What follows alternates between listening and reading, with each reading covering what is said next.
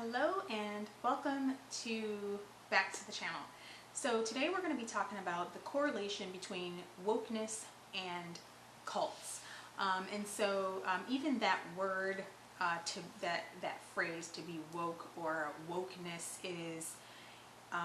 was derived out of this movement, okay, out of this ideology. So today we're going to be just talking about some correlations between the woke culture and any groups that kind of fall under that correlation with cults, okay?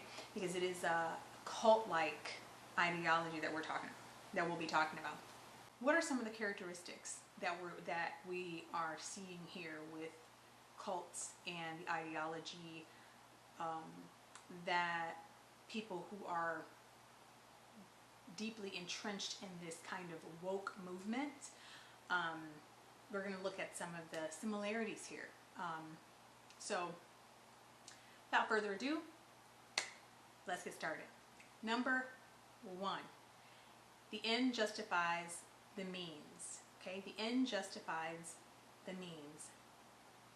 Whatever is necessary for a cult or a cult-like group to accomplish its goals, they will do. It does not, the journey does not matter. The way in which things are handled does not matter. All that matters is that the end is met, right? So it doesn't matter how you get to your end.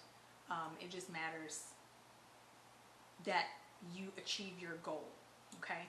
Anything in between is collateral damage, okay? So if you've ever heard like gangs talk about missing their shooting target and, let's say, hitting a bystander, they'll say, well, unfortunately they were just collateral damage, they were in the way, or something like that, meaning whatever it takes to accomplish our goal, that's what we're going to do. And if people or buildings, whatever, get caught in the crossfire, then that's unfortunate.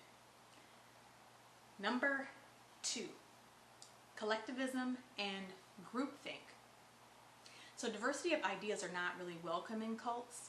Cults use groupthink control tactics to stifle any attempts of resistance or doubt of their beliefs. They'll often employ groupthink methods by publicly correcting any dissenters or those who simply raise a question about what they're being taught. Then they will re-educate the wrong thinker publicly, typically, to ensure all other members don't get any bright ideas and start to raise questions as well. In doing that, the mere thought of doubting the group or questioning the group will become kind of a guilt-ridden no-no in the mind of the member, so they won't even usually attempt to do it. It never leaves their mouth, right? So the problem with that is a person's uniqueness, the attributes with which they were created, the thing that makes them them, it is a good thing. God created us in a certain way, but not to the cult. This is a bad thing to the cult, okay? Individuality and uniqueness is only conducive to the cult as it pertains to their goal. Otherwise, it is not welcome, okay? Cults see individualism as a sin. They see it as, I don't want to do air quotes, they see it as a sin. Groupthink is righteous, right? Is akin to righteousness with cults. And that's how they will promote it as something virtuous. So, a couple things to look out for there. Number three, objective truth is bad. So cults do not appreciate you telling them that the sky is blue, like it is. They will insist that it's green until you believe it. So subjectivity is the name of the game in cults. Okay, everything is subject to interpretation and feeling. So if you want to argue about objective truths like biological differences between men and women, they may respond with some gobbledygook like, gender and sex are a figment of your imagination. The words sex and gender are a result of social constructs created to stifle creativity and promote hierarchies, and blah, blah, blah. You get the picture. So that's the kind of thing you will hear from people in cult groups. Yeah. So that brings me to number 4, re-education. So cults play a lot of word games. This is kind of their claim to fame. They play word games, okay? They do this in order to change what you think, okay? They must work on changing why you think the way they do. So not just what you think, but why you think the way you do. In order to do that, they'll need to re-educate you with new words, new terms, new definitions. These words will add new meanings to words, okay? They'll say, the cult will say that everything you've ever thought you knew, everything that your parents taught you, it's all wrong. And it is their job to teach you the more enlightened way to think and view the world. So this does 2 things. 1, it teaches you to distrust your parents and others who are closest to you. And 2, it indoctrinates you with their way of thinking. So cult groups will either dissect words to the point of unrecognition or redefine them altogether. These are words that they have reinterpreted and redefined, and all of a sudden they've said that these are their truths, right? And so when you present these to the world, these new words, typically people don't know what the heck you're talking about. The group will say that those people are still asleep, they're not enlightened, and they need to be re-educated or something like that, right? So that's going to lead me to number 5, the enlightened ones. Cults believe that they are on a revolutionary mission, okay? They are always on a revolutionary mission to save something, to save the world. That is almost 100% of the time, that is how cults operate. They're on a revolutionary mission that has not been tackled before, that has not been completed before, or has been done the wrong way, whatever. But they will say, no, we are the only ones who have been sent or who have been appointed, anointed, whatever, on this particular mission. They believe that they're the key to, let's say, world peace, okay? Or to stop whatever, social ill they think is plaguing society, okay? They truly believe that they are alone on the answer. They will tell you there is no other way to achieve the mission than what their founders have illustrated for them, okay? And if you are not on board with their mission, then you don't care about world peace, okay? And saving the universe, etc., whatever it is. And if you don't care about those things, then you are immoral, which leads me to number 6. If you aren't for us, you're against us. So cults demand compliancy. Those who will not comply with the cult's ideals are seen as immoral, evil, and lesser than. You are now an enemy to the group and the world, since you are unwilling to join them on their mission. As such, you are deserving of shunning, character assassinations, and in many cases, violent attacks. Typically, these groups see themselves as self-appointed administrators of justice. If you disagree with them, they'll say that you're in the way of their progress, or you're in the way of them administering justice. You obviously don't want it to happen then. But they will take no issue running you over if you're in the way, figuratively or literally, okay? That leads me to number 7, fear and shame. Now, some cults might use the fear of hell or Armageddon to manipulate you. Others will use your deepest fears against you. See, cults spend a lot of time grooming you, getting to know you, kind of like a therapist or a con man. They ask very pointed, very personal questions, and they watch your behavior and they listen.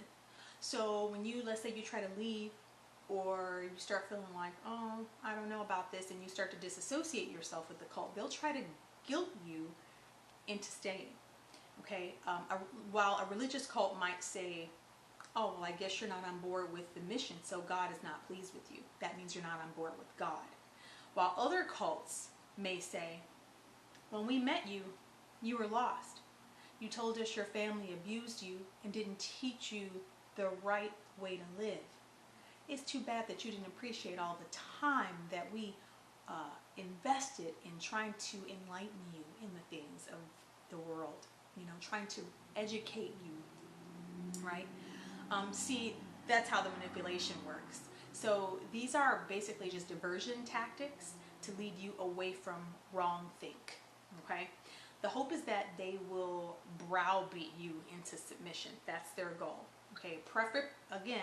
Preferably publicly, to cast fear and doubt onto any onlookers, like we talked about earlier. Fear that they too could face similar wrath. Okay, that's the idea. The objective is to shame you and cast fear onto anybody who might be thinking the same thing you are, right? Because then they too could face similar, like I said, wrath and doubt even about your bad intentions, right? So they're going to put you in a bad light. So anybody who's thinking about it is seeing all of this. So it's a grand manipulation scheme. This is what cults do. Number 8, isolation. So earlier I mentioned how cults will often bring up parents or family and others who are close to you in terms of, maybe they'll say, oh, they didn't teach you right. They're sleeping. They're not enlightened, so they need to be re-educated. They didn't teach you the right way, right? And so they'll bring this up in their kind of brainwashing re-education techniques, right? So the last thing they want you to do, cult groups, is for you to be around friends and family, right? These friends and family who could speak ill of the group, right? Who could say, hey, I don't think some of the things they're doing are really right.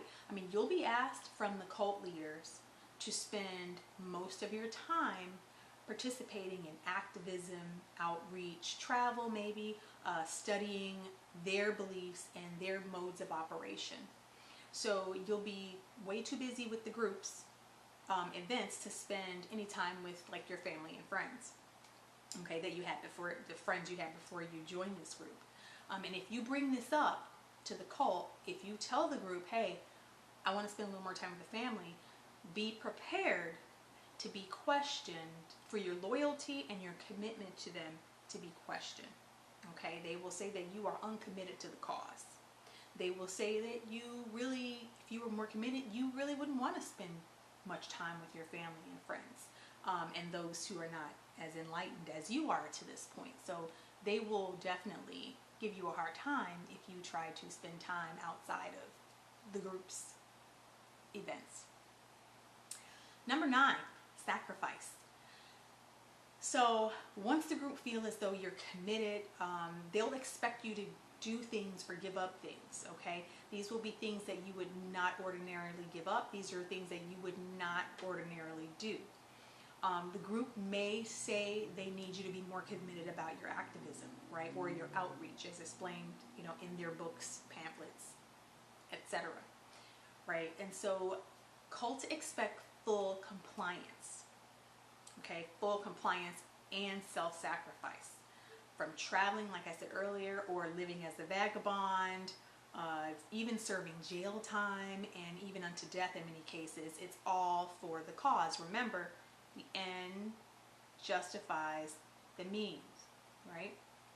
So the mission of the revolution, or whatever it may be, must happen the way they say, okay?